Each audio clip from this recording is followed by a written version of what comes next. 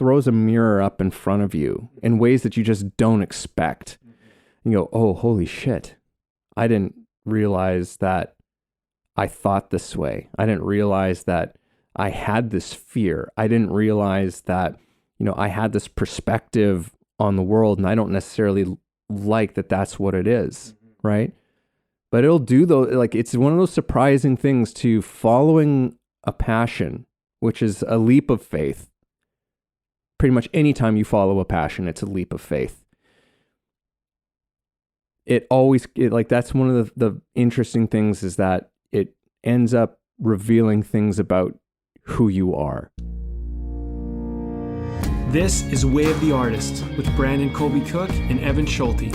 Exploring the challenges of the creative call so that you can claim your own path and make your life a work of art.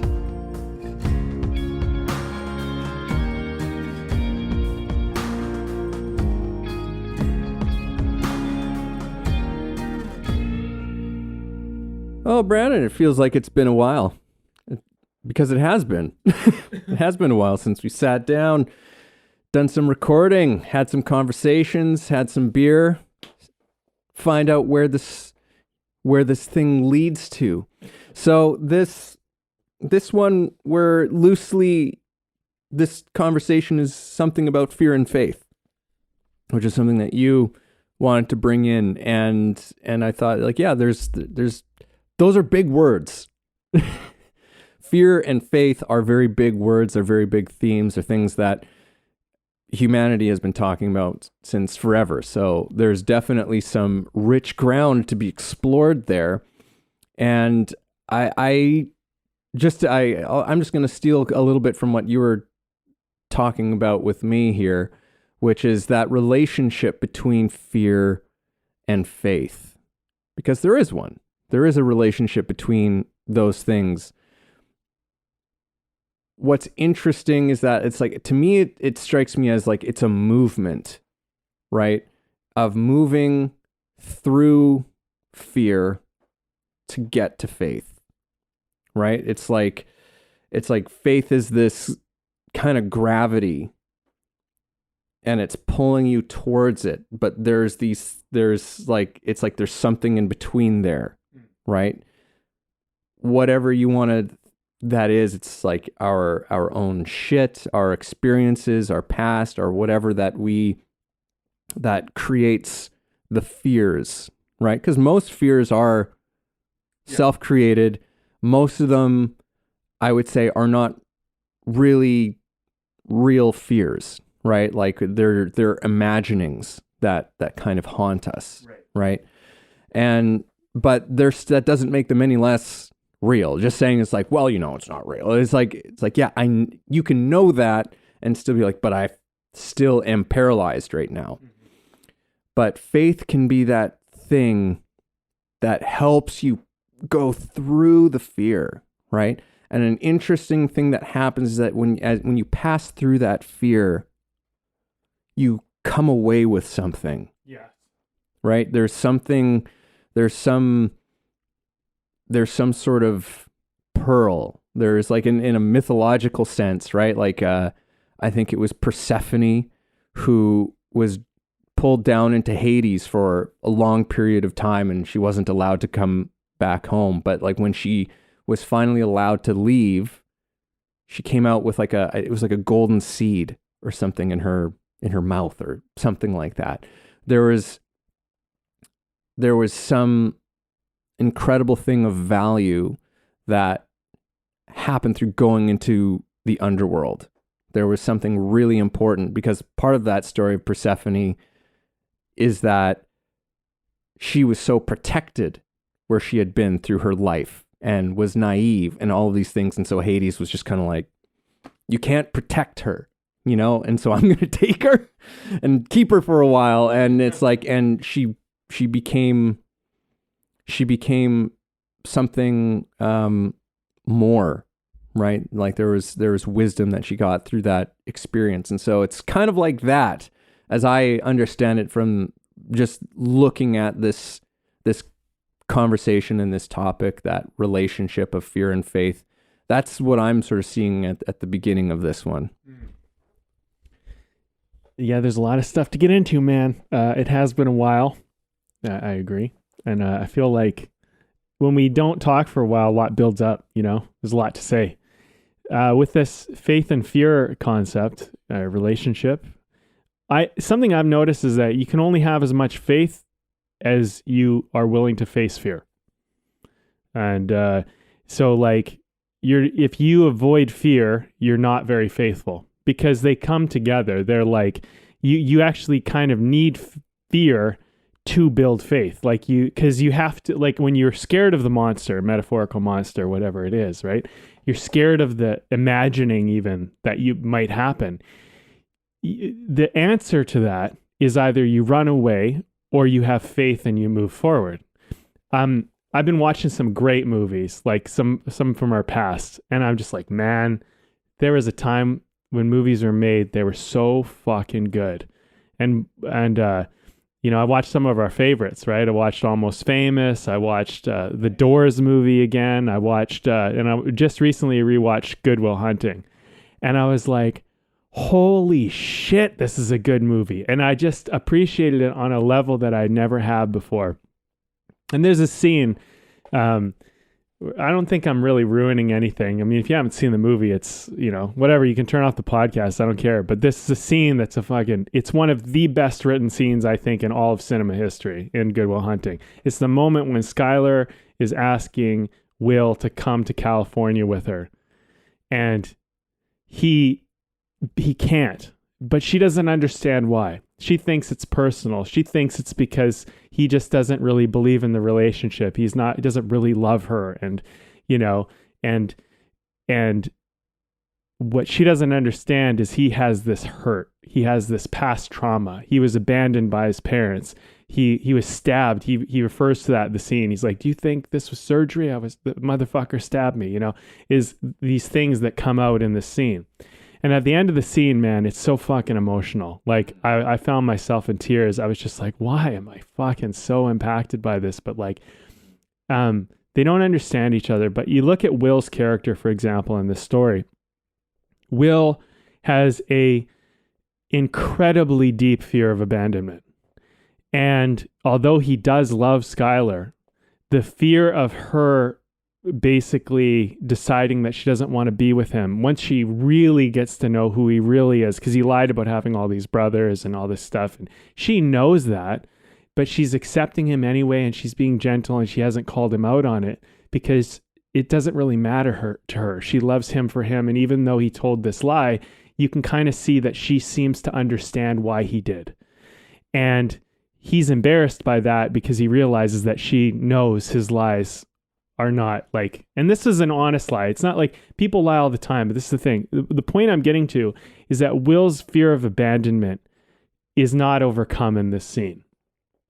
And the fear is imagined. He's imagining going to California with Skylar, falling for her, being in love, embracing this love that they found together, and then she abandons him. And to him, that's so much more scary than the idea of having what he wants. And you have to think about it. What was the answer? It's faith.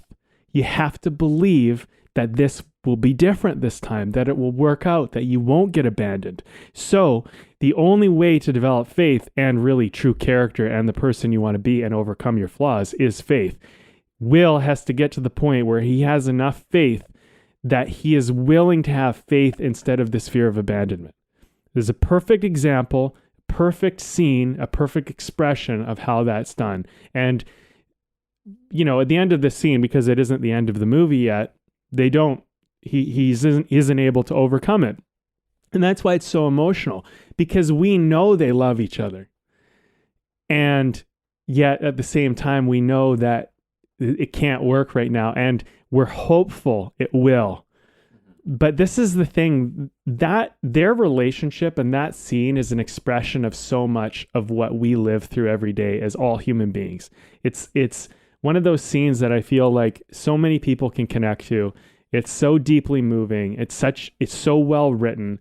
And there's so much greatness about that movie in general. But, this was something that I've been realizing more and more is like, I'll share one other thing. So when I was a kid, I had this teacher, Miss Begonia, right? And I think I had her for grade 2, 3, and then for part of 4. She's an amazing teacher. She was just kind and she was awesome. And we were little kids, but what she would do, I'd never experienced this before, is she would treat us like little adults. So for example, if we wanted to go to the washroom, she's like, write your name on the board. So I know you've left the room, and go use the washroom. You don't have to ask me. It's okay. And we felt like so respected. We felt so appreciated. She just treated us like we could make our own decisions. And we didn't want to ever go to the washroom to run away from class. We wanted to be there. So if you had to use the washroom, you were legitimately going because you wanted to be in class with her because she was great. She was a good teacher. She was kind. She made things fun. She made it an adventure. She had the substitute teacher that would come in every now and then, Miss Drew. Miss Drew was like Miss Ratchet, just horrible. Just this woman who was just mean and critical and judgmental. And if she had picked favorites, and if she didn't like you, she would pick on you and she would embarrass you in front of class. And myself and some other students as well, but we just felt targeted. It was just horrible. And she would be a substitute. She would show up and you just wait for Miss Begonia to come back and be like, God, okay, we survived a day with Miss Drew. You know what I mean? But eventually, it was about grade 4. Miss Drew Miss Spagonia got pregnant, and she had to leave halfway through the year. And sure enough, Miss Drew just was the one that took over class, and it was just every single day I had to deal with her, and it was just horrible. And I wasn't a very good speller at the time, so if I would make a mistake, we'd have to stand up sometimes and say a word and spell it out. She would embarrass me and the other kids would laugh, and she wouldn't do anything to stop that. It was just fucking horrible. So what I started doing was I started faking sick, and I started convincing my parents, I got a stomach ache or whatever. And I just figured out all the symptoms so I could just not go to school. But I was a little kid. Remember, I'm in grade 4, right? And, I've been revisiting this story and I've been looking at myself as an adult. And at some point in my life, and this was about the time, I learned that, hey, maybe I can run away from my fear. Maybe I can run away from my problems. At some point I even got my parents to come in. They were like, you're sick all the time. Something's wrong. What's going on? You're not really sick. And I spilled the beans and told them, Miss Drew can't handle her, whatever. They came in and talked to her. It just made things worse. So I also learned a couple things. I learned I can't go to adults or authority figures to get help. I'm totally alone in the world, and people who have power can abuse it over me. So my best strategy is just to leave, to get away, to hide, to whatever.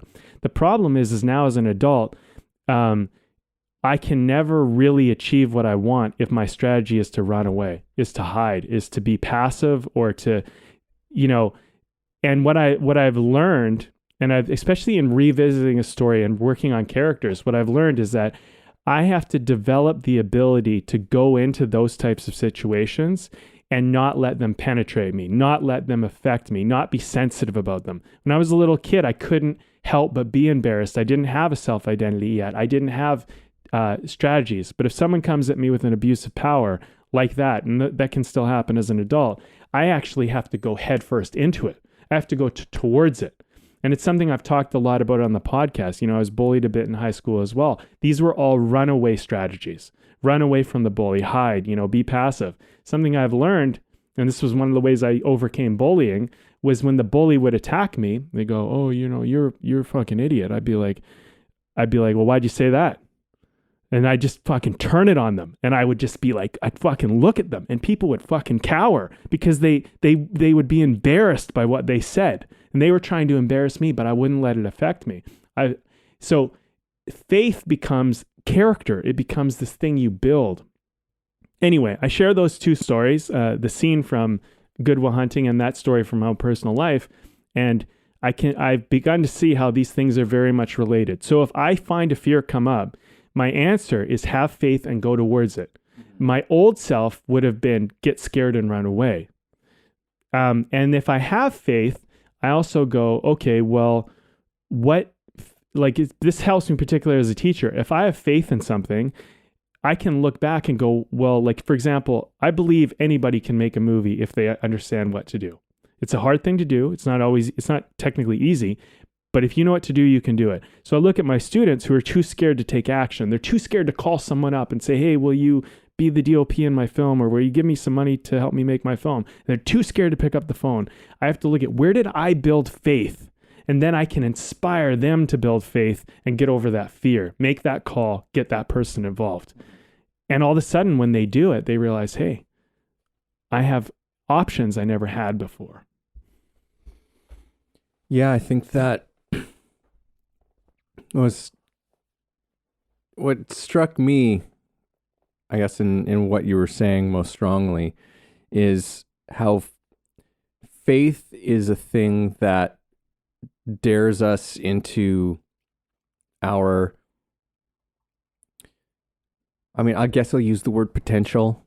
I just feel like that's such an overused word when it comes to stuff like this, but our potential, our gifts, it's this thing that kind of beckons us into who we are and the best things that we're capable of, right? It's like, thinking about Good Will Hunting, and that whole situation of his fear keeping him small. Here's this guy who has tremendous gifts, right? Like, that's part of that story. He has tremendous gifts, and he's laying brick, and it's like his buddy, he's like Ben Affleck, right? Like, has that conversation with him, where he has that sort of famous line. He's like, every morning when I'm coming to pick you up, there's like, I fucking wish like that you're just not going to be there. Like, you're going to be gone. Like, I'm going to be doing this shit, laying brick my whole life, but you go and do this thing. And he has to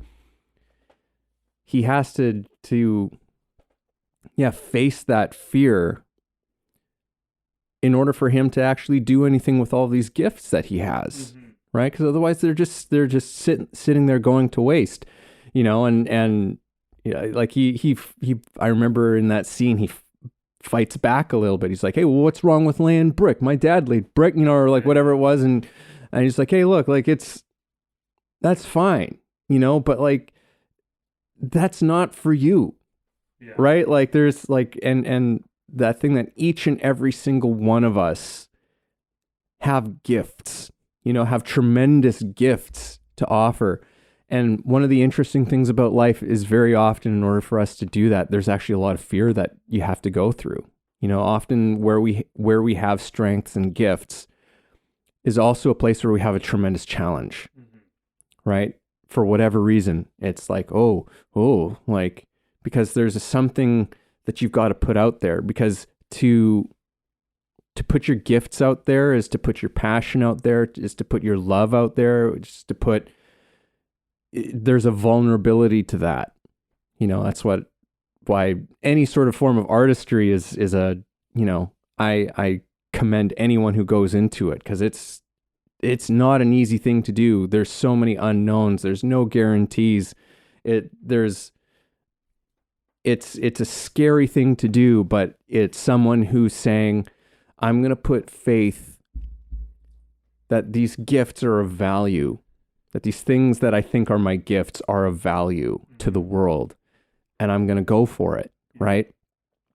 And there are the fears that come up through that process, right? Like, it's like just deciding you're going to do it very often for a lot of people, that's moving through a fear in and of itself, just making that decision that you're going to do it.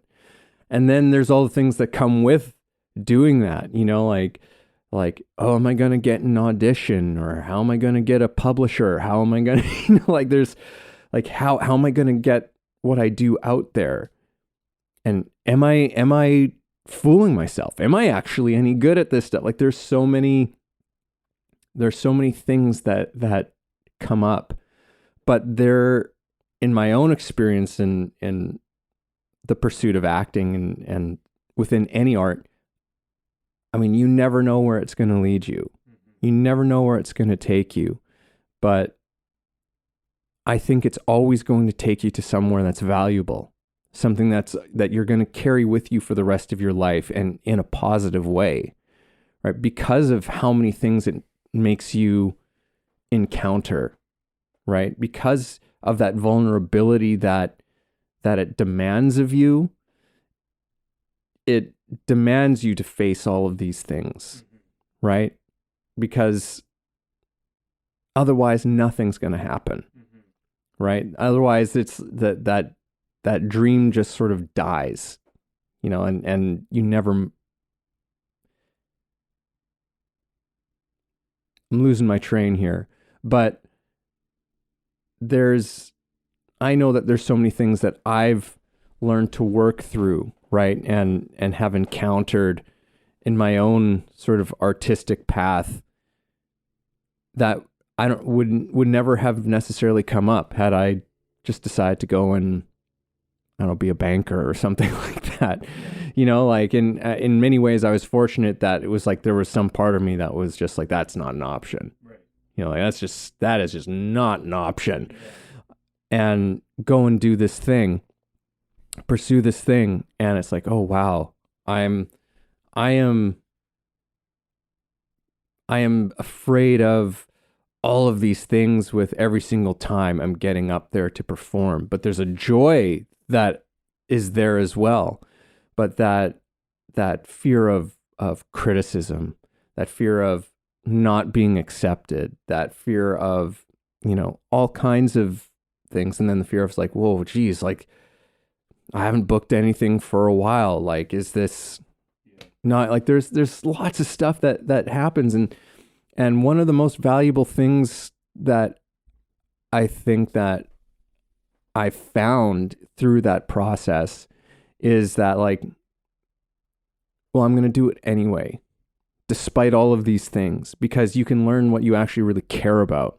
That it's like, well, this thing is actually really about more than becoming famous and more than about, like there's something else that is greater and deeper than maybe what seemed to be the big reasons why I was doing it before, right? But you can kind of discover yourself through that thing. And that's not even just in art, like I love sort of like sports documentaries, movies and series and whatever, because there's a lot of similarities to it. You have people going into something that most people don't go into, like to say like, I'm going to do this professionally and commit yourself to that through all the uncertainty, knowing that very few people, kind of make it big, but you're going to go and do it. And then all of the obstacles, the internal obstacles that you have in the pursuit of being your greatest, right? Trying to be as good at this thing as you can possibly be. And it begins to show you the kind of person that you are, right? There's something about being pushed to that place that starts to show, like that throws a mirror up in front of you in ways that you just don't expect. You go, oh, holy shit. I didn't realize that I thought this way. I didn't realize that I had this fear. I didn't realize that, I had this perspective on the world, and I don't necessarily like that that's what it is, right? But it'll do though, like it's one of those surprising things to following a passion, which is a leap of faith. Pretty much anytime you follow a passion, it's a leap of faith. That's one of the interesting things is that it ends up revealing things about who you are. Yeah. I mean, that's, it's interesting because like if you study storytelling, I mean, that's what it's all about, right? It's all about character arc and trajectory. And, the major flaw, the fatal flaw is such an incredibly important part of what great storytelling is. And when people don't honor this stuff, their stories tend to fall flat. They tend to not work. And, the more that you tap into the flaws or missing elements in a character and you tackle that within the story, even if indirectly, that is usually what enhances the story to such a high degree. It's what makes it so impactful. And, you know, I think this whole thing about like, you know, ego and presentation and how we try to appear to the world is often one of the biggest flaws that humanity has today, is that, you know, like this whole idea of pride and like trying to be something and be somebody. All of that is all like, it is what will stop most people from ever having anything really great or good in their life, ever producing anything great or good. Because if you think about it, like, most people's fear today is not about like the tiger in the bushes or something. It's about the loss of an identity. It's about the embarrassment. You know, they say that people are more scared of public speaking than they are of death. And I think that's true, because public speaking has the risk of you having an ego death, of you exposing yourself to the world and realizing, hey, this whole facade that I'm kind of, you know, balancing and managing, it's all bullshit. And I know it's all bullshit, but I convince myself that it's truthful and that it really is me. And everyone else seems to accept it and believe it. Nobody's calling me out on it. So as long as nobody does, and I can go about my day as though it's true, right? And it's like, no, it's not. Because the moment you public speak and the moment you put yourself out there, the moment you put yourself in the light and on the stage, all that shit's going to get fucking torn right off of you. And you're going to be vulnerable and bare, and you're going to have to see what you really are. The thing is that your mistake is not that. Your mistake is that you believe other people are who they say they are, and they fucking aren't. And this is the thing, this is the real fucking breakthrough that humanity needs, is that everybody's fucking flawed. Majorly, fatally. Everybody's fucking playing a fucking act. You're at a show, you're at a masquerade. You're living in a masquerade. That guy driving the nice car who has the big house. You know, I was watching a documentary the other day, and I was looking at this couple, and like they seemed like they were doing really well. And I remember watching the documentary, and I had this thought cross through my mind. I remember it because it stood out to me for a moment. It's like, man, am I fucking up my life? Like, they seem to have it all together. They're married, they got children, you know, and everything seems really good. Well, it turns out as the documentary fucking unfolds, they're $70,000 in debt. They're about to get divorced. He's cheating on her. There's all this stuff going on. There's just like their life is just fucking falling apart. But on the surface, they look like they have it all together. They look like they're the perfect couple, perfect family. They're doing everything right. And they're not.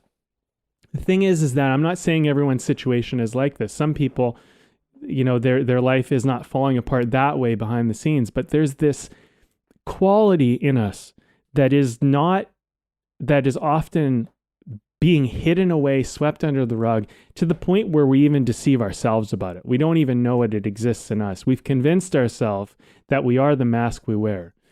And I personally believe that a lot of fear today, and the deepest fears today, are really about the mask being pulled off or destroyed and you not being able to put it back on and hide behind it anymore. And so most fear is about finding that courage and that faith that, hey, if I take off my mask, will I be okay? Will I be loved? Will I be accepted? And you know what? The thing is sometimes you won't. You won't actually be accepted, and you won't be loved because you're not really loved by these people. And these people don't love you. They love what you give them or provide them or some shit, like, you know. And you look at like the Good Will Hunting thing. Will doesn't want her to know who he really is. He doesn't want her to know that he's an orphan. He doesn't want her to know that he's been, you know, he has this criminal history. He doesn't want her to know that he's been stabbed and beaten and he's been in fights and he's done all this stuff. He doesn't want her to know all that because he thinks that if she knows all that, you know, she's not really going to love him. Skylar's not really going to accept him as he is. And this is the thing. The only way for you to truly be loved by somebody is to let them see who you are. And so then, you know, people, you know, we can talk potential, but it's like you won't even ever feel real love if you keep this masquerade going up for the rest of your life. And here's the thing, no one will stop you. You can do it for the rest of your life until you die, and you can go all the way to your grave and never experience real love. And you can do that to yourself, and that's your option. But this is the thing, man. Faith and fear. Fear can make you a very small fucking person who never experiences the fruits and incredibleness of this life. Or you can take a risk. And are you going to get burned a few times? Or are you going to feel the pains and the pangs of, exposing yourself and being authentic? Are you going to get rejected? Are you going to get ostracized? Are you going to get betrayed? All this shit's probably going to happen to you. And so you go, well, I'd rather just avoid all that and I'd rather just live this safe life. But then what do you do with the safe life? This is the thing you got to really ask yourself. This is the thing I ask myself. If I continue the safe life, what do I do? What do I do with it? Well, I escape. I try to run away from it. And I feel a lack of fulfillment. And really the fear fucking just sits. It just sits there in the depths of me. And every once in a while I fucking will have a thought in the shower or something like that. And I go, oh fuck, maybe I'll never have this. Maybe this will never happen for me. And I go, don't like that feeling. I fucking shove that aside. The truth is that, those fears are real only because I refuse to change. I refuse to face the fear. I refuse to move towards it, and I continue to run away. That's the reality. And one thing that's been very interesting about being a storyteller and to go into that medium is that as I work on my characters, I really truly want to become a better storyteller. I deeply care about it for many, many reasons that I could talk about infinitely probably. But the more I work on it, the more I realize truths about myself that are undeniable, because the art brings out the truth. It brings out that mirror to you and you see yourself. And as I'm working on the flaw of a character, I begin to see somehow it just fucking takes down the mask. It cracks the mask of myself. And I realize, fuck, what's my fatal flaw? And then it starts to become evident. And I go, shit, man, if this character does not overcome this fatal flaw, their story is a tragedy. And then I look and see my fatal flaw and I go, Brandon, if you don't overcome this fatal flaw, if you don't acknowledge it, if you don't face it, if you don't confront it, your life will be a tragedy. Look where the trajectory of it is going. If you continue to be passive, if you continue to run away from shit, if you continue to worry about people disliking you, if any of that shit continues, you are fucked. And you know this. So it's time to fucking face up to the music. It's time to have faith that, you know what? Yeah, a lot of people won't fucking like me.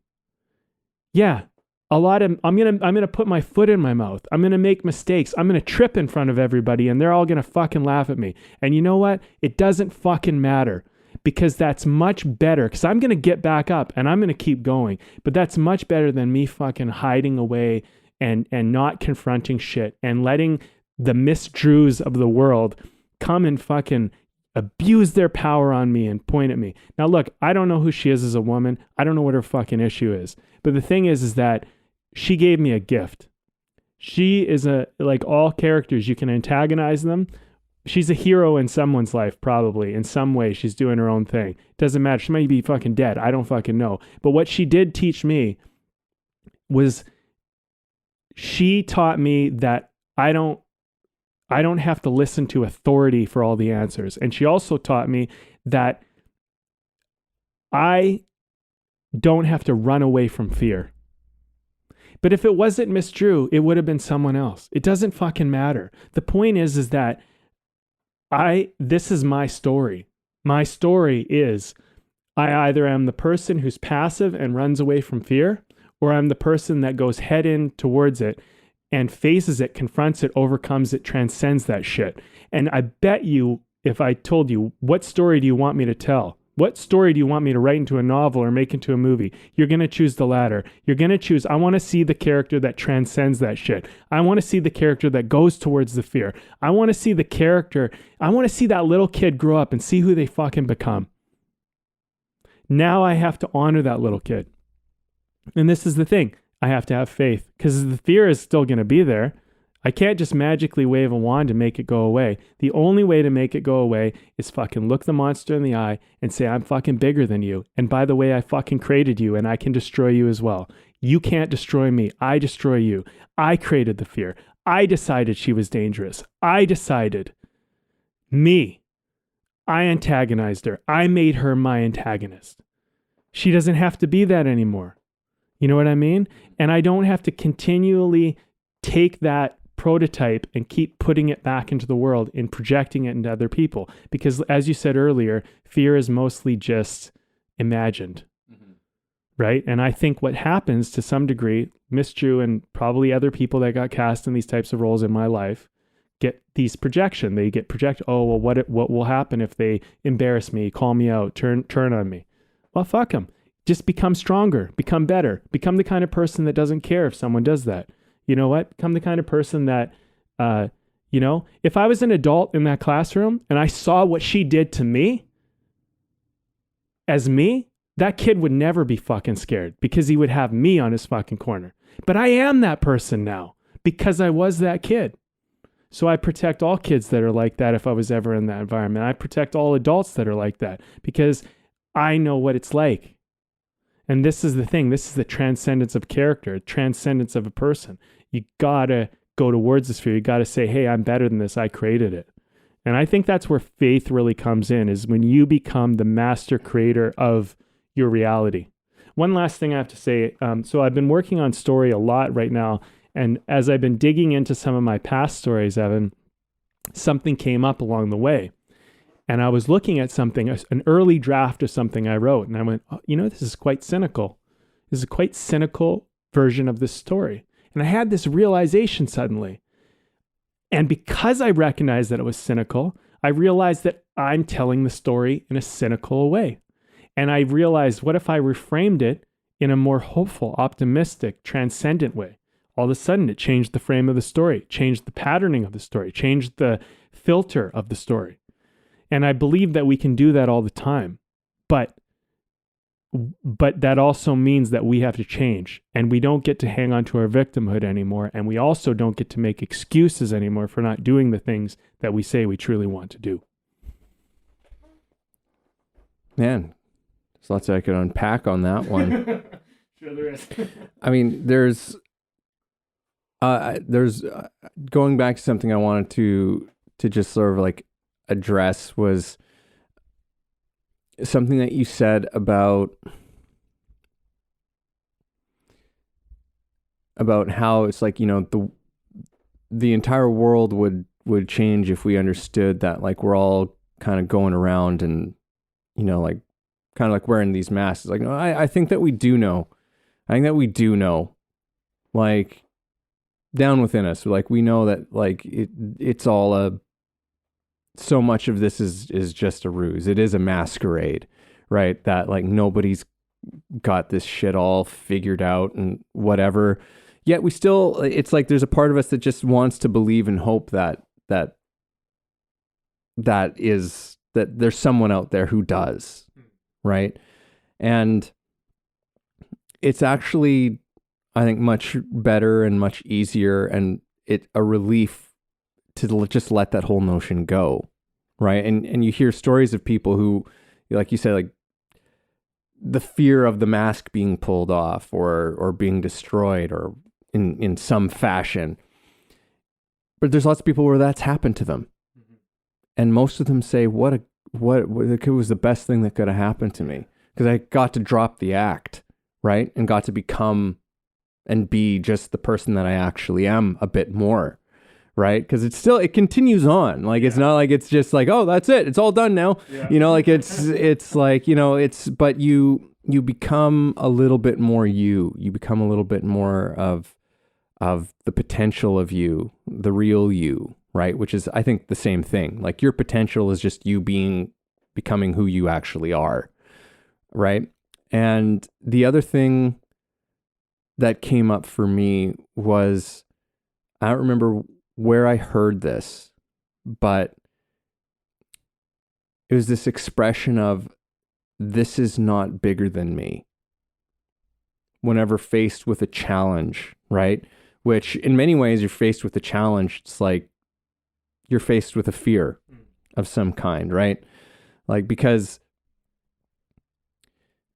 when you feel like you've hit a challenge of some kind and you're like really feeling it in that way, it's like, well, it's because you have some sort of a fear attached to the challenge, because otherwise it's just a situation, right?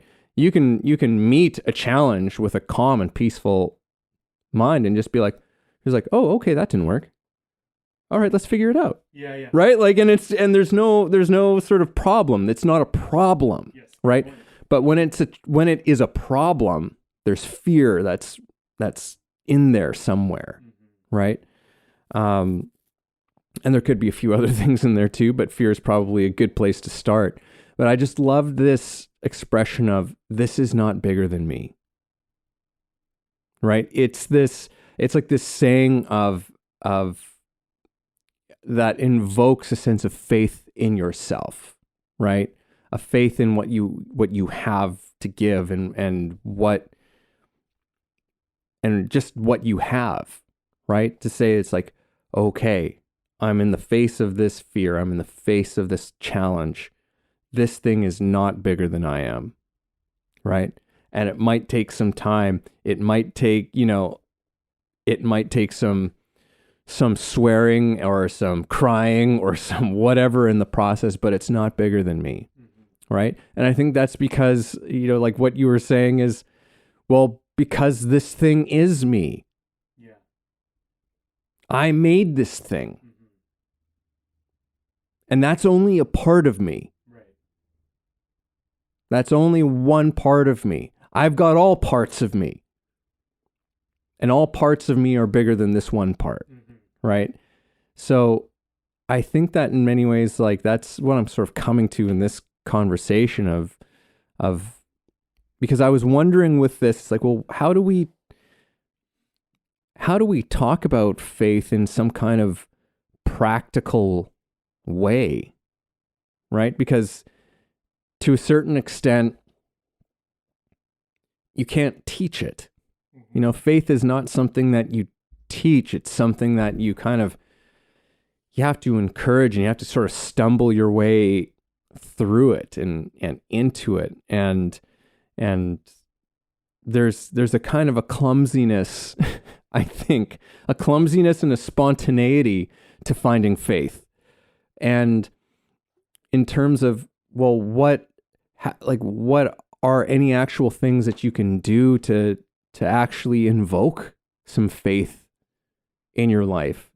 And, I can't necessarily think of a better thing than to, like, just remind ourselves of, like, this is not bigger than me, with that fear and faith relationship. It's like, there's the fear. I feel the fear. This is not bigger than me. And you connect with the thing that is bigger and is the thing that will bring you through, right? Because you have to pass through. There's that famous quote from Dune, which is now, like, everywhere because of the movie, but it was one of the, like, even back in the day, it was one of, like, the famous things, like, I will pass through the fear, and when I pass through it, only I will remain. That's a very big paraphrase of it. It's much more eloquently written than that, but it's like, you'll face it, you'll pass through it, and at the end of it, only I will remain. And it's very much about, like, what we've been talking about through this thing. It's like, you move it through it, and then you have there's a discovery of self that occurs through that process. Yeah. Well, I really love that. That even if you paraphrase that concept of, passing through and then only you remaining, it kind of, at least when I hear it in that phrasing, it tells me, it's like, hey, I got all these shackles, I got all these things on me. And by passing through this threshold, that's what will strip all of that from me. That's what will free me from all of this stuff.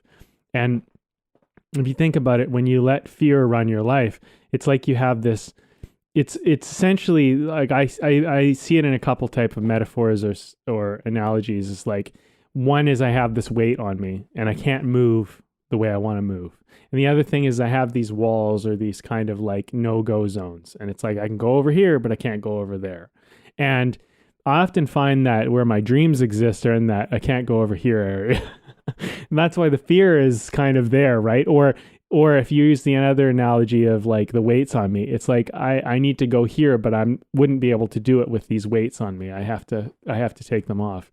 I think one of the things about storytelling too is you go through these peaks and these valleys, right? And you go through these low points. And something that I've been working through in my own life is like, don't look at the peaks as though they're like the good times in your life and the valleys are the bad times. Don't frame it that way.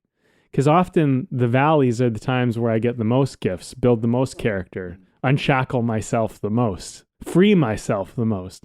So I've been really trying to learn to embrace the whole idea of the valley is a gift. It's not, it's all a part of it. It's not just, don't just pick and choose. And that makes me a lot more fearless and a lot more, it just expands me in a lot of ways.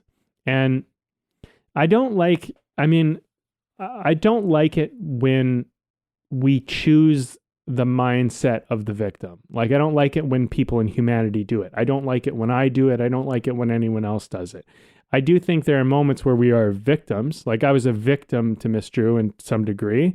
But the thing is that I can play a victim now forever, being that like most people, if I tell them that story, they go, oh yeah, what a bitch. Like what an unfair thing. And they feel for me as a kid. But the thing is yeah, like, should a kid get put through that? Every kid should have a Miss Begonia. Every kid should have a teacher that treats them with respect and dignity and encouragement. Everybody should have that. Nobody should have a judgmental, mean, cruel, chip on their shoulder teacher like Miss Drew. But the reality is the world isn't like that, and we have to deal with the Miss Begonias and the Miss Drews. And as much as I'm grateful for Miss Begonia because she showed me the potential of what teaching could be. That's part of the reason why I teach today, because she taught me that everything's possible. Everything can be. Learning is great. Miss Drew made learning and education feel like something that was a prison that you should try to escape at the best chance you get, that you should never let yourself get locked into this. Two entirely different experiences of a very similar thing. But the thing is Miss Drew, as much as she caused trauma in my life, she might have been the greatest gift for me. Mm-hmm. She might have actually been what created the most amount of character in me and made me a better teacher than even Miss Begonia did. And I'm reluctant in a way to say that because I was so grateful to have Miss Begonia. But maybe Miss Drew, in some ways, is what made me such a champion as a coach and made me such an empathetic and understanding person for my students. But again, you have to also consider that you might just have survivor bias. Because you survived it doesn't mean it was good for everybody else. And so, although I wouldn't wish it upon anybody, and I hope nobody else has to experience it, and if I could do anything about it, I would hope that no one ever did. I would still say that part of our responsibility and part of us transcending fear and finding faith is going, I know that I'll go through valleys in my life. I know I go through hard times where I don't understand, where I'm like this little kid who couldn't do anything, was powerless, and didn't know what to do. And even as an adult, I know that I may go through those moments again or similar types of things. But to look at it while I'm in it and go, what's the gift I can get from this? What's the opportunity? What can I learn? How can I grow? And instead of using my past painful, traumatic experiences, projecting them to my future as fears, limiting myself and restricting myself, I instead go, how did I transcend this shit in the past? And if I face this, how will I transcend it in the future?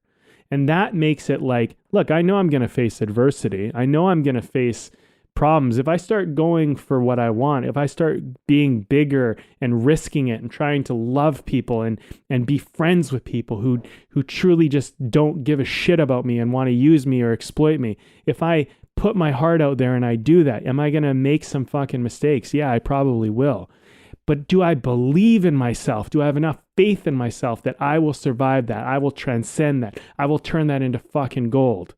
Part of the reason why you're my best friend, Evan, is because I had chosen many shitty friends. People who used me and exploited me and just wanted the benefits of being around me because I was producing movies and I was making shit. And they knew they could get their careers moved forward by being my friend. And you know what? I have to be thankful for them because those types of people don't really make it into my life anymore. But at a time I had an open door and they were welcome. Now they're not welcomed into my, so to say, theater of life. They have to wait outside and they may never get in. And I have a bouncer at the door who can fucking determine whether you get acceptance or not. I built boundaries. I've become somebody. So I remember when you and I got together, I'll just share one last story before I get, you and I met when I think I was like 19 or something like that, 20. I don't know. We were really young. Anyway, I remember when I was about 30, 31. It's like 10 years later. And that was when I started to realize that my whole life, all these people I had in my life, there were a lot of people who were not really my friends. They were just benefactors of trying to benefit off of me. And whether some were really truly using me or some were just around to hang around, whatever.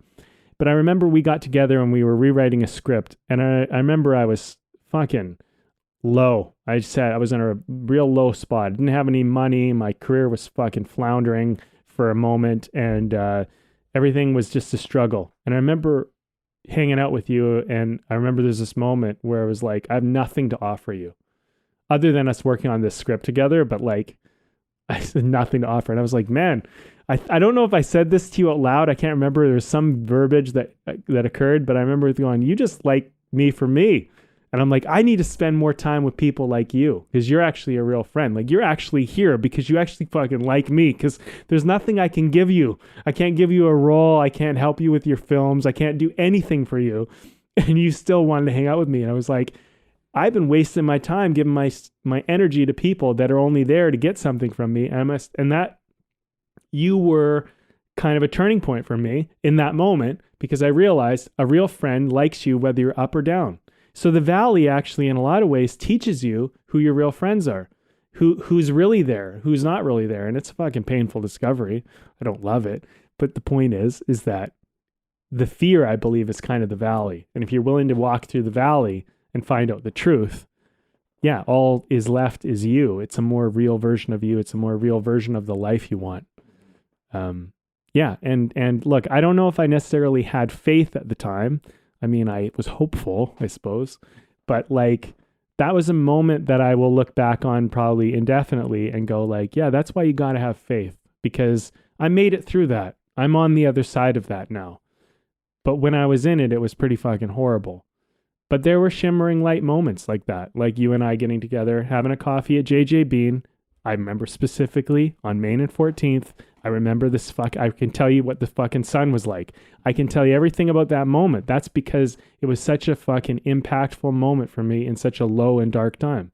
And the thing is that that's the thing about life. We need to kind of look at these valleys not as negatives or somehow bad things that we should avoid, but necessary moments of the journey, the way of the artist, right? This is the way through. You must walk through this valley you've been trying to avoid, trying to get around. Just walk through it. You'll be on the other side and you'll be climbing the next mountain, and the next mountain's maybe more beautiful than the one you think you're on.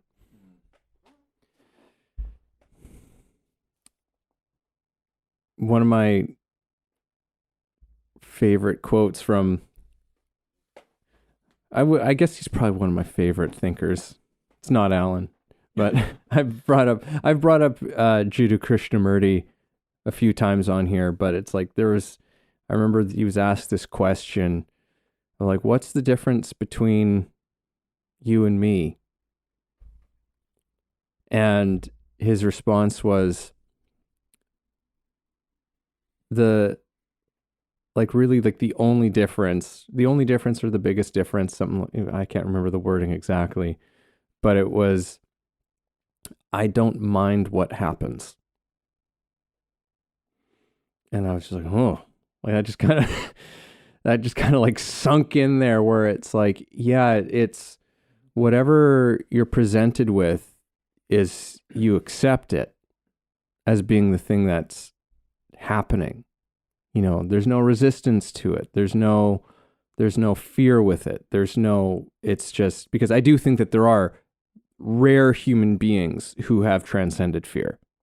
There have been rare, and it's typically like we've been talking about them for some of them we've been talking about for thousands of years, and some of them are more recent people, but he's one of those people where it's like that. I was like, yeah, no, you actually operate from a different place, which is why so many people went to listen to him speak, and he's one of the most challenging thinkers I've ever encountered, because he's so confronting.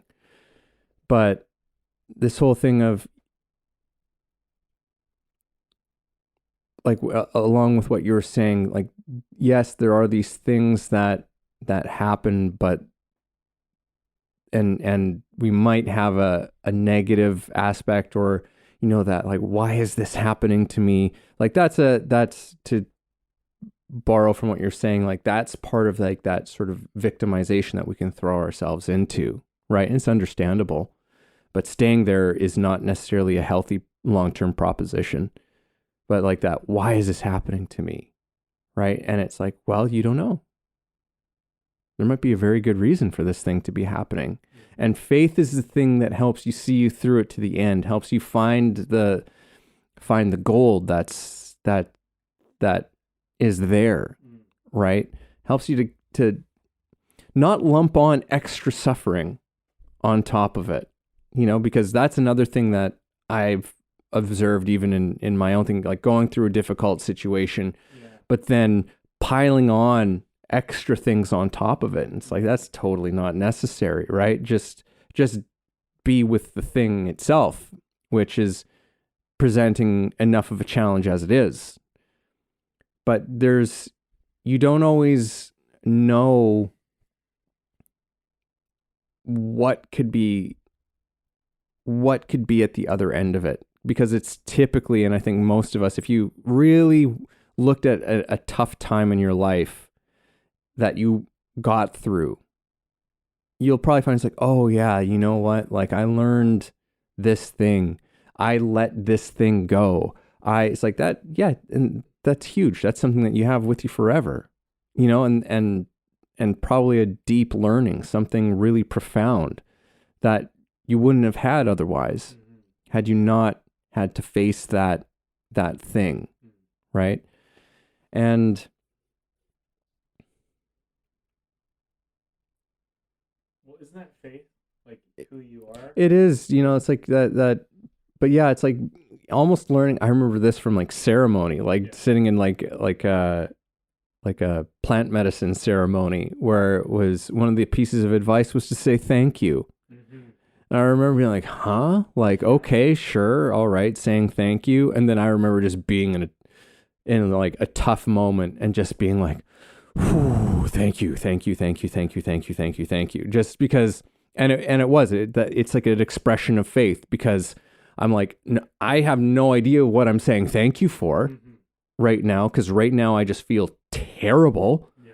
Right now I am just in some sort of horrible state that I wish I was not in right now, but I'm saying thank you because there's something here, right? Me experiencing this and facing this there's going to be something of value on the other end. I just don't know what it is yet, right? And that's a huge, that's a complete action of faith right there. But I think that, yeah, it's embracing that those, you know, the Miss Drews and the whatever other, just as a metaphor, right? As a metaphor, you know, it's like there's something there. And I don't mean to say either that like that's okay, you know, because to me there's certain degrees where it's like, well, that's unnecessary pain and suffering that's being caused for no reason. Like, to me, that's anytime I hear, because like I've heard that shit before, like people tell stories about encountering some kind of authority or superior, you know, in their life, whether that's, you know, because they were in school or, you know, like a coworker who has seniority or some kind of situation like that. But like people who feel like they have to take it upon themselves to teach you some kind of a nasty lesson, like just admit, like there's no reason why they need to make something hard on you, but it's like, well, we're going to make it hard on you because you need to learn like I learned. Yeah. And it's like, so you're just going to pass on a painful thing to another person and then like unnecessarily, like life is challenging enough for all of us. Yeah. You know, like we're all staring down the barrel of death, right? Like put in a kind of a dramatic way, but that's all of us. Yeah. That's hard enough. That's hard enough.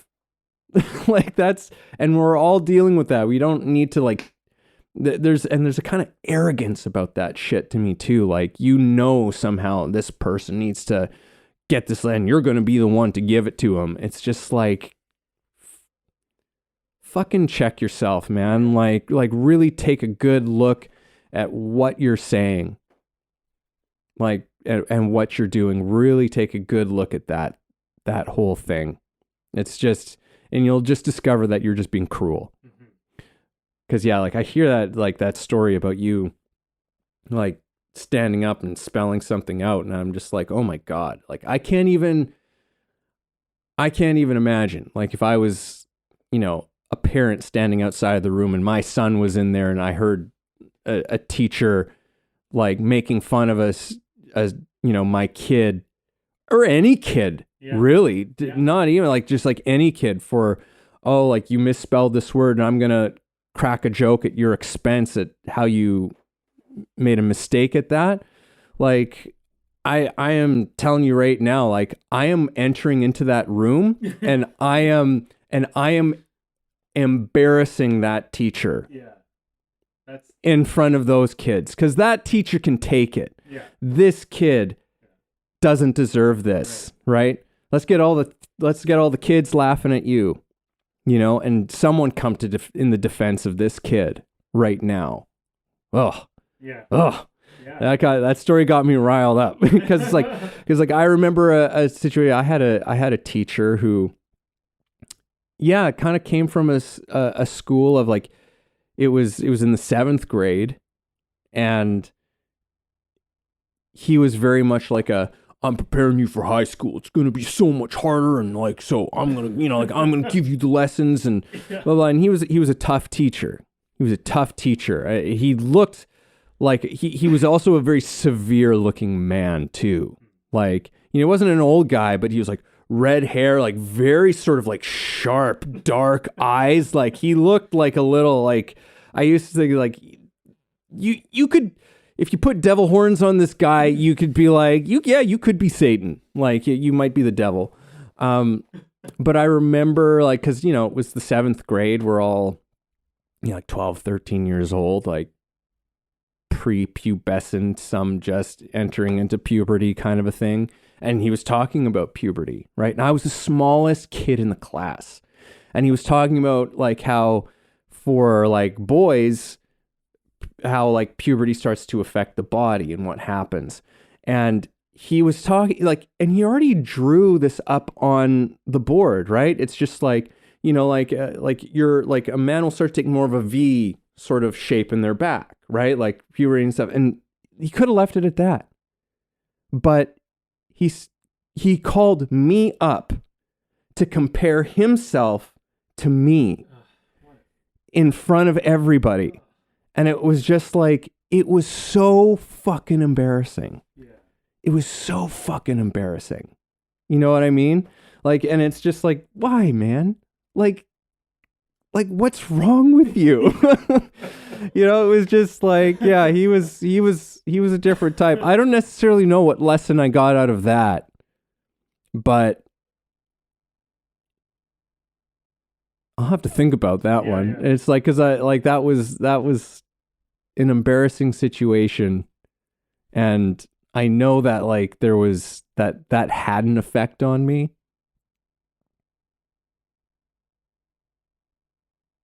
Yes. Yeah, go for it.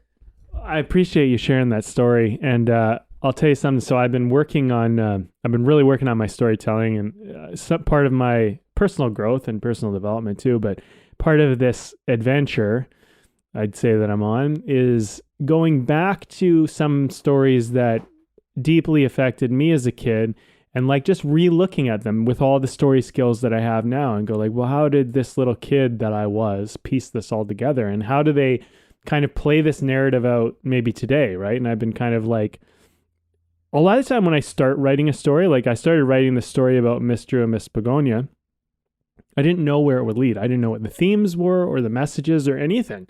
It just started to kind of come out of the paper. You could just kind of like, the story just started to, the messages and the insights started to just, this, I started to like, and then I followed my journey through school, and I looked at how things change at certain pinnacle moments for me.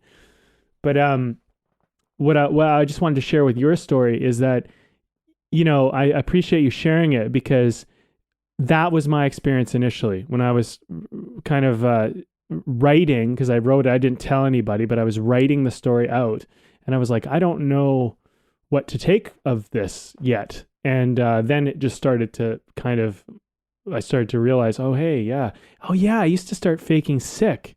And I was like, yeah, because I didn't want to show up with Miss Drew. And like, then I started to realize, I'm like, well, what if faking sick is manifested in some other way today, where it's like when I have a quote unquote Miss Drew as an adult that I'm facing, where I find some excuse or way to run away from her, dodge it. And I'm like, yeah, sometimes I do that as an adult. And I started to realize, I'm like, shit, this was a strategy I developed as a kid.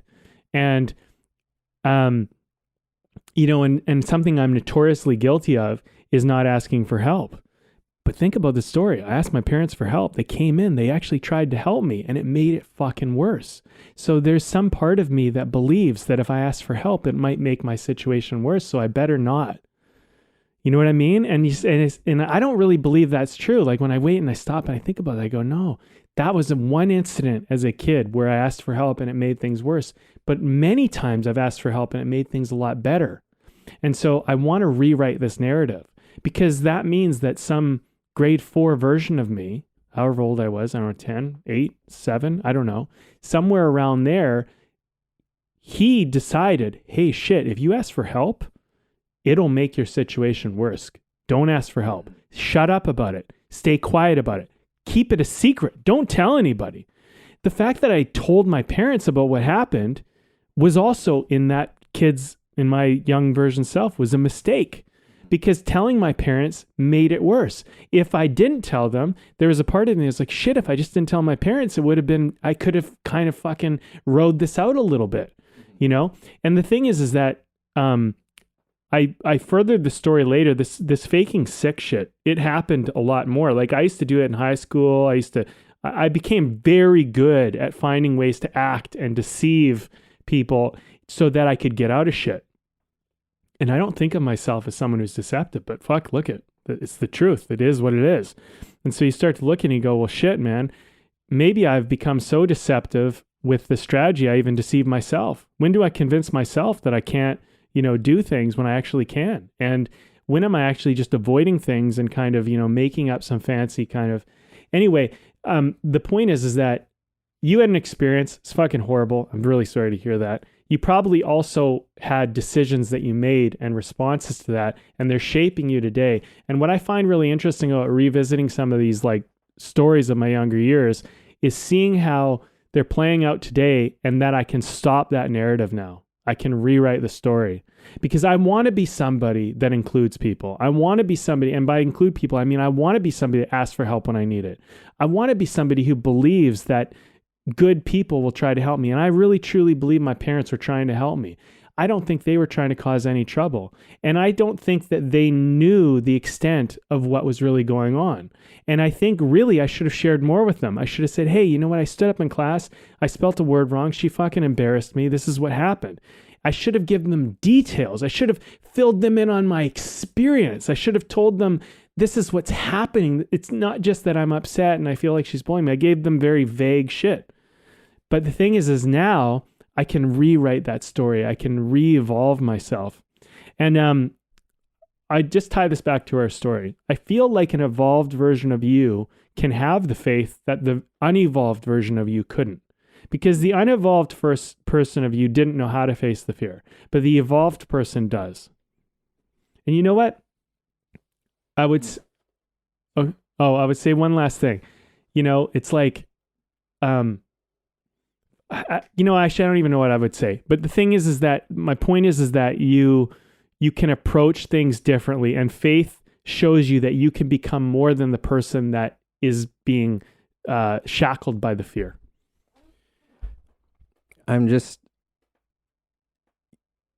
Something that's occurring to me is that, like, I think that very often the word faith can come with certain associations with it.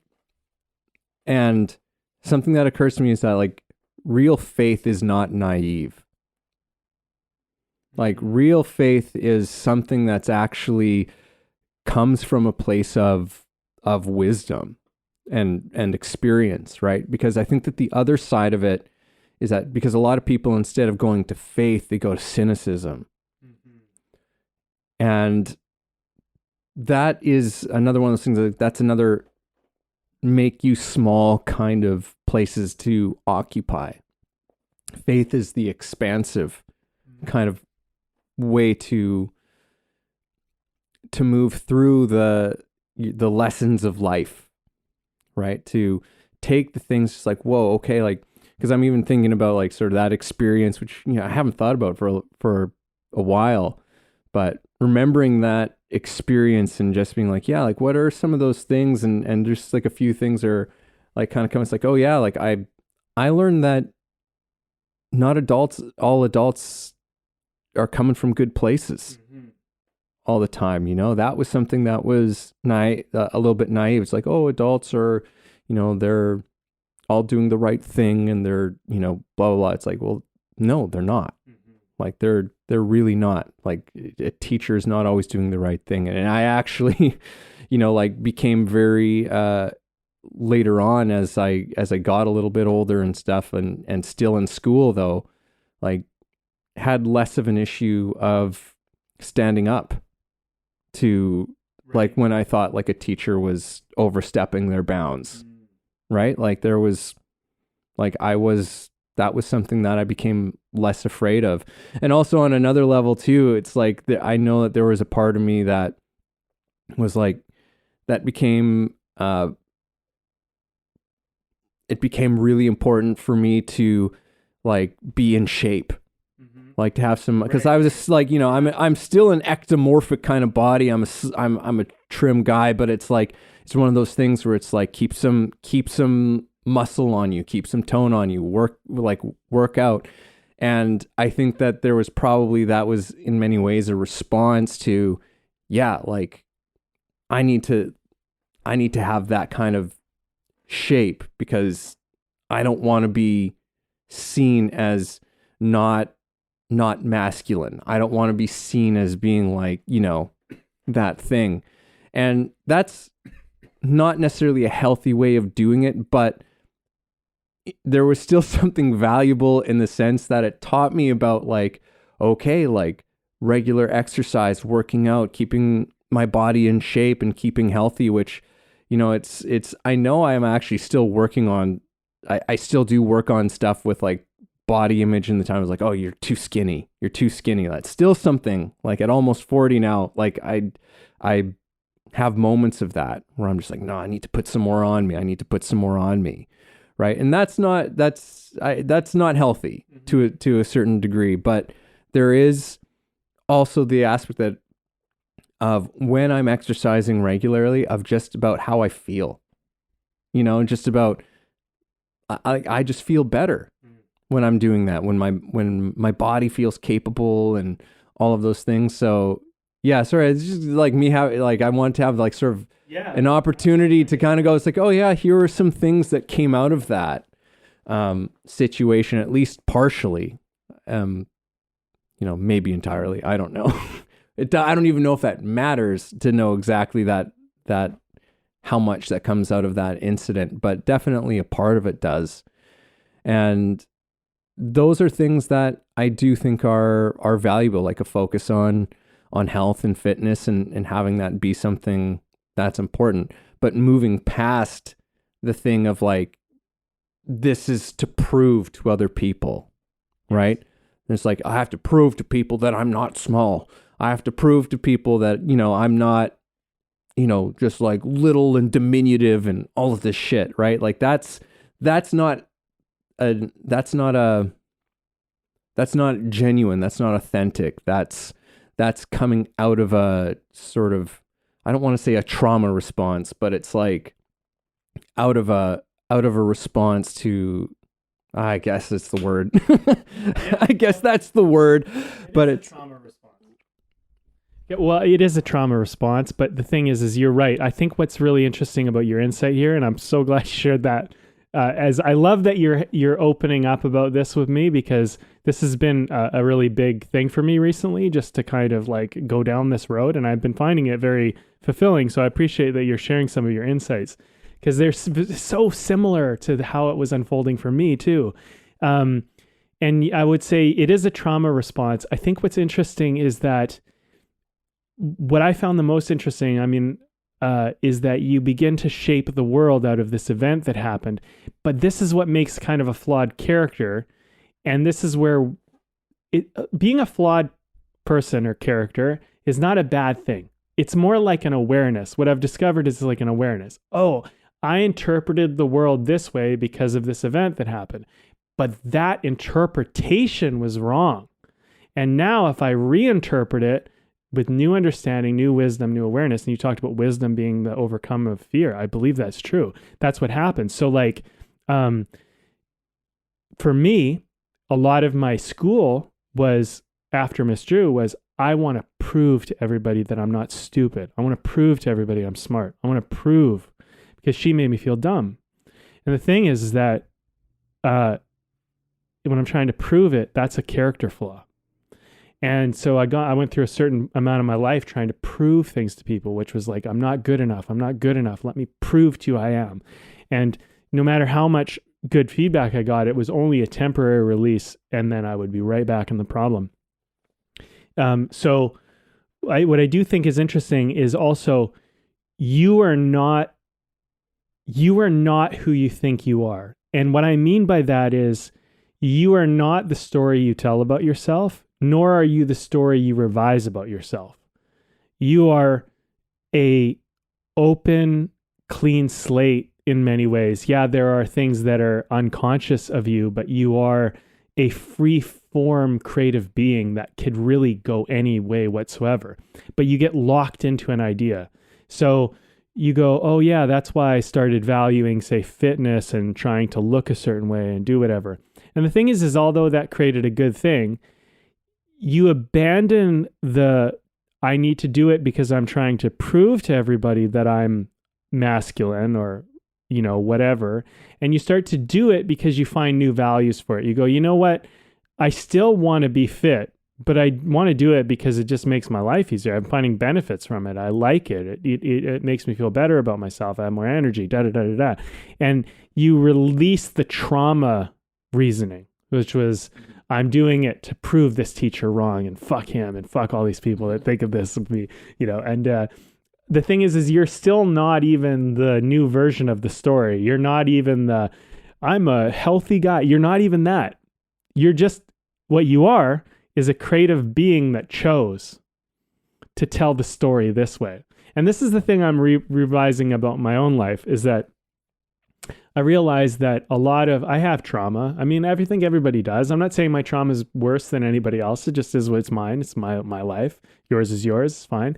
But the thing is I just decided, I shouldn't say I just decided. I've been deciding over and over and finding new ways to not run the narrative of my life and the definition of myself based on the trauma story, and not even based on the other story, but to be free and to be like, I'm the one choosing. I'm the one making the antagonist. I'm the one making the monster. I'm the one deciding to care, not to care.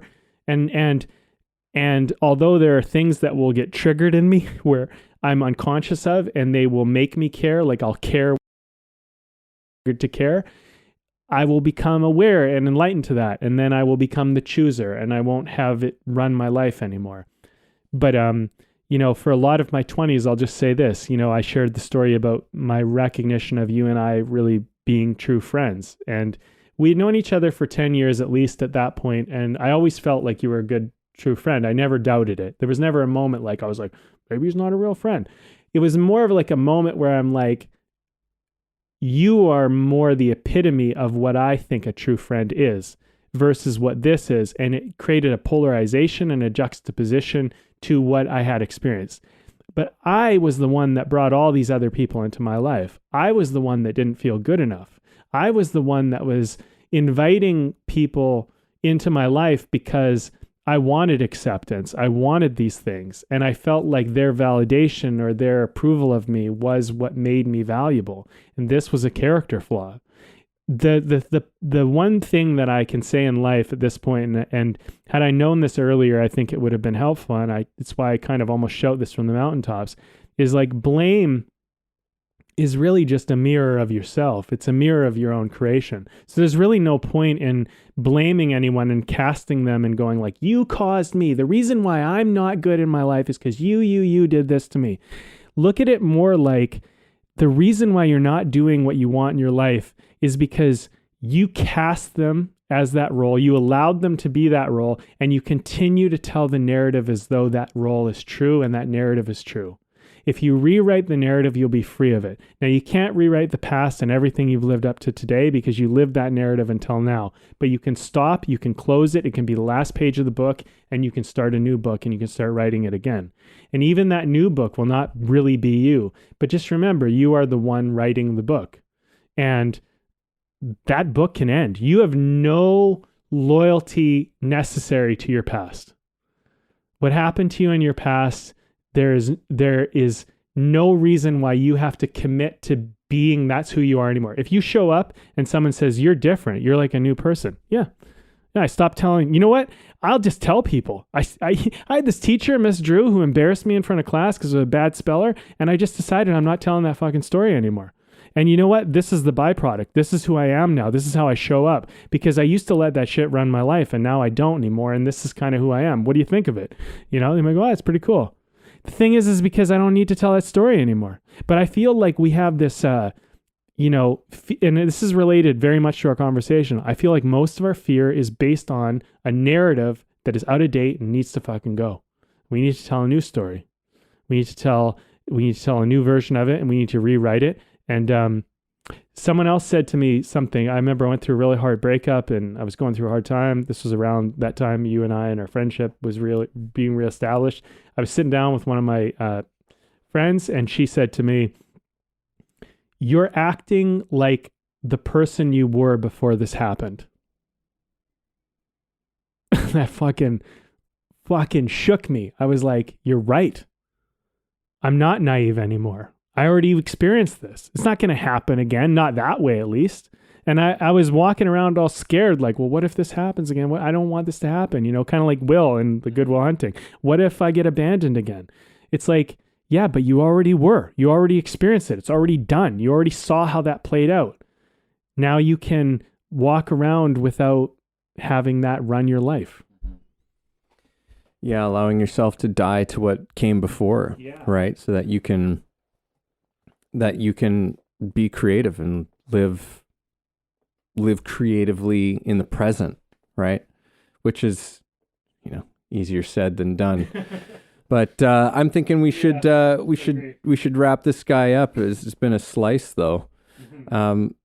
So I brought this one in today, and this is from Stanley Park Brewing. I took a chance on this one because I don't typically buy sours. I'm always a little skittish around sour. It kind of fits with this conversation. It's like I've been burned with some bad sours in the past. But to be honest with you, it's like anytime I've had a sour in like the last number of times I've had sours, I've enjoyed them. Yeah. And this one's no different. So this is from Stanley Park Brewing. This is called Meteor Sour. I like that. I love the can. It was great. It's a tropical storm blazing through orbit and raining down copious guava, mango, and pineapple flavors. Our tropical storm is tart and juicy with a flash of spritzy lemon citrus. Light-bodied with a refreshing taste, this sour is a cosmic event of epic proportion. Love those write-ups. Again, we're not sponsored by them or anything like that, but it's tasty. Yeah. This has been tasty. Like I'm just like, geez, I would drink this again. Yeah. For sure.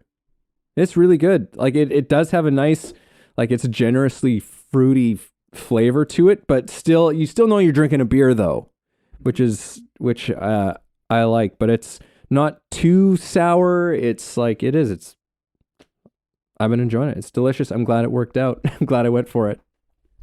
Yeah, I will say the first sip I had, I was like, "Whoa, this is good." I'm always skittish around sours. I feel like you pointed out something really interesting. It's like, yeah, sometimes you have a experience with something and you go, "Oh, I don't like that," and it's like, well, you didn't like that one. And I think that's very telling of our conversation. This beer is very metaphorical that way. It's like, I didn't like this one sour I had, and so I decided I didn't like sours. And I feel like this beer is kind of showing me, it's like, yeah, like just because you have one bad experience, one bad teacher, doesn't mean that you shouldn't like teachers. Doesn't mean that you shouldn't respect authority or follow the rules or respect order. Just because that happened, just because you stood up and someone embarrassed you, doesn't mean you shouldn't stand up again. Maybe you'll have a good experience the next time. And I'm glad that you brought in a sour. This one's been a super winner. I definitely would have it again. I'm very, very impressed with it. But I'm glad that it kind of played into this conversation. I think it's interesting. I have more faith in sours and less fear of them. I'm going to wrap it up just because I got the mic in my hand now, metaphorically, because I don't hold it. Well, man, I would say we definitely talked a lot about this topic, and that's been great. And I feel like we had some catching up to do anyway, so we just got into it. I think faith often gets tied in with like spirituality and religion and things like that. And I think that it's one of those words that, although it does relate and connect with that, I do think regardless of your faith, regardless of your beliefs, philosophy, whatever, I really think faith is a word we should all take back as humanity. I think it's a word that we shouldn't limit or restrict it to like, oh, you're only used over here when we're talking about big spiritual ideas or God or the universe or something. It's like, why not just have some faith in general? Like just faith in yourself, faith in, the future, faith in possibility, faith in potential, faith in things that you want that are good and pure and right. And, I've been burned a few times and I met some real asshats. I've met some fucking dark-hearted people. I've, I could get into the details of it. It's irrelevant. The point is I've also met some fucking incredibly good people. I've met some really awesome people. And, I think with every person I meet, I think it's better for me to have, or not even every person, but just to have faith that I will meet more good people, more good-hearted people, and have faith in myself that if I am encountered by a dark heart or somebody that's just malicious or they're bad, they got some kind of weird shit going on for themselves, to also understand that it's not even them, like that I'm dealing with, that's their story I'm dealing with. And I might not want to bring their story narrative into my own, but also I don't have to necessarily hate them, dislike them, even be angry at them.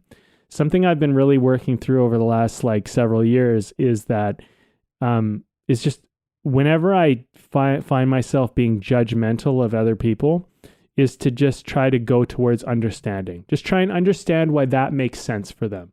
And don't look at it as like a personal attack on myself or like a affront to myself, but look at it as like, how does this make sense for them? And why might that make sense for them? Because judgment only causes us to separate, and it only creates division. And I think that, I've been misunderstood in my life, and I'm sure there have been people who have been like, oh, what's fucking up with that guy, or whatever. But the thing is that if they understood, if they knew the stories, if they heard the Miss Drew story, if they heard some of my other stories, they might go, yeah, I get why you're maybe a little defensive. I get why you're being like this. I get why you're not opening up as much.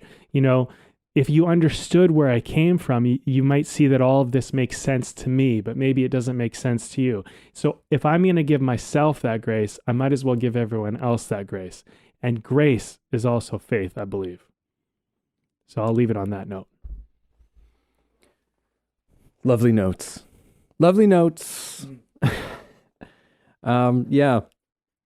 Yeah, this has been an interesting conversation. I agree with you that faith is something that is a word that we need to reclaim and create new associations and relationships to, not necessarily as just a religious thing, but as like a way of just going through life, because it's a way of being, I think, more creative and expansive in your life to live that way. It's also extremely courageous. It embodies so many of the traits that we admire, in our humanity, right? Some of the best things of us come out of faith, right? And yeah, I think that me just like walking away from this one, probably just some of the things that that came up for me and trying to, in the face of challenges, instead of lamenting and getting discouraged and whatnot, that reaction can happen. Like sometimes, there's always the reaction to things, and there's not really a whole lot that you can do about it, but you can take a second and have a response, right? And that does take a little bit of work. It does take a little bit of mindfulness to do that, but to be able to just say, again, thank you. Don't know why I'm saying thank you yet, but thank you for this thing. And this is not bigger than me. Just a couple of statements to just sort of invoke that place of inner faith, right? That just because I don't know, right? And I think that's the beauty. That's the beauty of faith in so many ways, because it's in many ways the best thing that we have in the face of uncertainty, in uncertainty, because that is life. Everything is uncertain. Nothing is secure. We don't know what's going to happen tomorrow. Faith carries us through that, and faith dares us. Faith compels us. Faith again, it calls us to going and doing the damn thing anyway. Despite anything, whatever we could throw up to stop ourselves, to say that we can't, to say that oh, I shouldn't, or whatever it is. It's the thing that calls us to putting our gifts and our passion into action, right? Despite everything. And I mean, that's I don't know how better of a case I could make for why we should make faith a big part of our lives, right? And I know I'm gonna definitely be trying to do that myself. So I liked it, Brandon. I liked it.